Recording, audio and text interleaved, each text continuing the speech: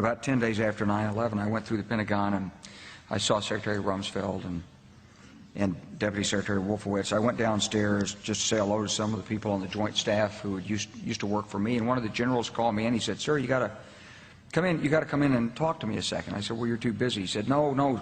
He says, "We've made the decision. We're going to war with Iraq." This was on or about the 20th of September. I said, "We're going to war with Iraq. Why?" He said, "I don't know." He said, "I guess they don't know what else to do."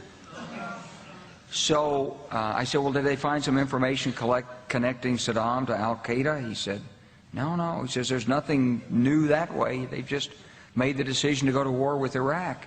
He said, "I guess it's like we don't know what to do about terrorists, but we've got a good military and we can take down governments." And he said, "I guess if the only tool you have is a hammer, every problem has to look like a nail." So I came back to see him a few weeks later, and by that time we were bombing in Afghanistan. I said, "Are we still going to war with Iraq?" And he said, "Oh, it's worse than that."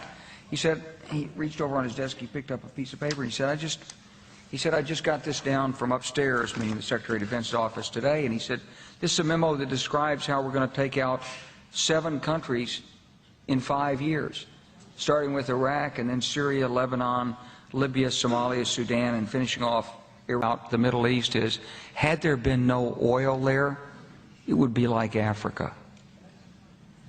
Nobody is threatening to intervene in Africa. The problem is the opposite. We keep asking for people to intervene and stop it. And there's no question that the presence of petroleum throughout the region has sparked great power involvement.